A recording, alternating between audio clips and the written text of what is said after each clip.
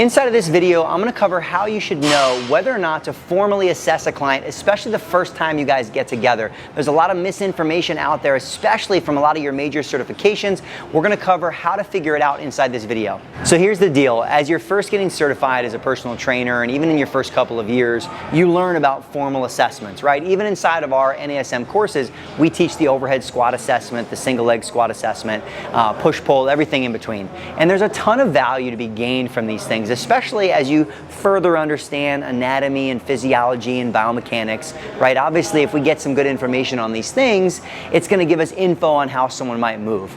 But the one thing that a lot of the certifications leave out is how this plays into that first session experience. And that's why I believe there's not a right or wrong answer on whether or not you should actually do a formal assessment, right? And there's a difference, we'll find a little difference between maybe some assessments and screens and getting an idea on how someone moves. But I think the magic is in how you deliver this inside your first session and determining whether or not it's the right move for the person you have in front of you, okay? So what we're gonna do, I wanna create kind of a yes and no column and give you guys some scenarios because it's not gonna be cut and dry.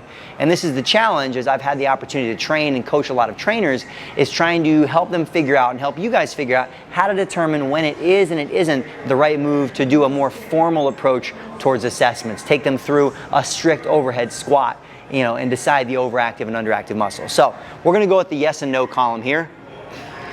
Apologize for my childlike handwriting, but it is what it is.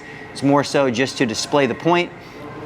So let's think about this for a second. You've got an individual coming in who's gonna start training with you and they're nervous for the gym. Let's say they already, they know that they're overweight, they haven't worked out in years, and they come into the gym, which is maybe already somewhat of like a nerve-wracking place for them if they haven't been there consistently. And they come in, and let's think about the experience for a second. We come in, and obviously we have some initial conversation, you guys ask questions, health history questionnaire, all the stuff that you know. And then we do more of a formal approach towards assessments, right? Where someone's taking notes while they watch you do an exercise. Inherently, it can be kind of an awkward experience for people. And I'm not saying that that's how you guys might do it, but we've all seen it and maybe experienced it, especially as a new coach and trainer. The thing is if it doesn't serve them, meaning if it doesn't motivate them to take action, if it doesn't build confidence, if it doesn't build buy-in from them in that session, then it might not be a great idea to do it. All right, so here's some things to think about. I would say no to formalized assessments if you know that person is coming in and they're already nervous about the gym, all right? And I'm gonna talk about how you might know that. So no, let's say the person is nervous or inexperienced. I'm just gonna shorthand right here, nervous or inexperienced, okay? Now, here's the thing. As you guys are going through and we're doing assessments, obviously there's information, there's great things to be gathered by, but we've got time for all that stuff. I think the thing that oftentimes we don't talk about as you're first getting into the industry is the fact that the priorities inside of that first session, movement is just one of those, right? Seeing how someone moves is great and it's important, but it's not the most important thing. The most important thing is that we're building buy-in, right? We're connecting, we're building rapport, and we're getting them to start training with us, because you can do all these amazing assessments, you can get people moving, you can know everything about the body that you want, but if they don't sign up to train with you and continue on, then all that stuff was just kind of a waste of time. And the nice thing is you can do those in session 2, session 3, session 4. You have opportunities for more formal assessment once we get them on board. So the challenge really is figuring out, how do we know what's gonna get them on board? All right, how are we gonna know if it's a no or if it's a yes? All right, so I'm gonna give you guys the opposite. Here's potentially a yes, all right? Maybe you, and you may be at a different level of experience inside your career, maybe you have developed a high level of mastery and understanding of anatomy and physiology, and it's become a difference maker for you, meaning that maybe it's become part of your niche, right? I say yes if you have developed a niche for either high-level assessment or potentially working with people with injuries. So let's say that you know ahead of time that person's coming in on day one, they're a referral from a physical therapist, right? You may do some referral with a PT, and they're sending this client to you because the PT knows and they know you're great with shoulders. And so for that person to come in and get a more formalized approach towards assessment, well, again, not only does it give you information, which is great, you're probably gonna get that info from the PT, but the good thing is it helps to build confidence in that person that you're the right coach and trainer for the job, right? To build confidence in the fact that you have the knowledge and the skill set to actually help them. So really, even if it comes to building a niche, the reason that it might be a yes, meaning like why might it be super beneficial to do a more formal approach towards assessments in your first session, right? The first time you guys get together, is because maybe you've developed somewhat of a niche and an expertise there, and what it does is it helps to build buy-in. It elevates you and builds expertise. And all of those things, hopefully, are gonna move that person towards taking action. So again, it kind of comes back to the same thing, where whether it's a yes or no, it all ties into which approach is most likely to get them to take action. And for some clients, they're coming to a coach and a trainer for that high level of knowledge and expertise. And for some clients, they're coming to a coach and a trainer because they're looking for someone who can help them ease into this whole health and fitness world and not overcomplicate it, but actually simplify it.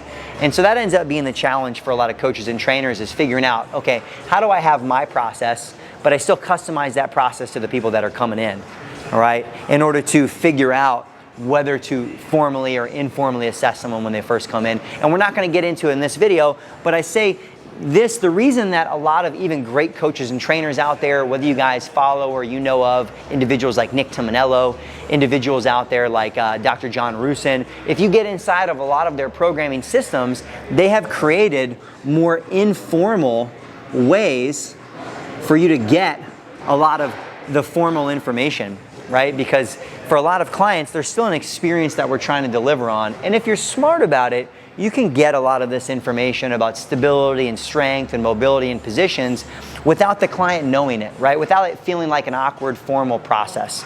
So the magic really ends up being in the delivery of that. But I think one of the reasons that a lot of coaches have moved that way is because a lot of new trainers, and maybe you can relate, you get in, you learn the formalized assessments, and then you don't even end up using them that way, because you get into training clients and you realize that it doesn't always create a great initial first session process. And that's the thing that we keep coming back to, is we've got to deliver on a great experience that's customized to what that individual is looking for. And you guys will find other content talking about this here on the page as well, but it's one of the reasons why you need a little bit more robust conversation, you need a more robust investigation process prior to them getting there that first day.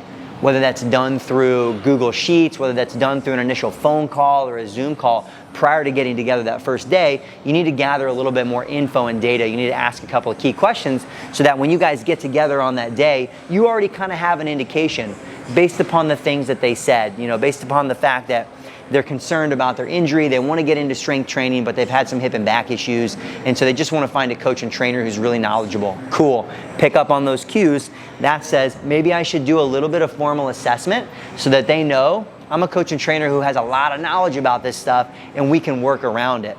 So you're using that formal assessment to build your value versus someone who doesn't speak about those things, right? Maybe they've just been bored with the gym, they've never really enjoyed it, and they just haven't found it, something that they love. Well, hey, guess what? You might want to make sure that first session's a little bit more fun, a little bit more exciting, get some informal assessment, but maybe save the formal assessment till after they've actually signed up. So I think this is one where there's tons of value from learning how to formally assess someone, because it means that you have a higher level of mastery of the human body, and that's going to help you as a coach and a trainer.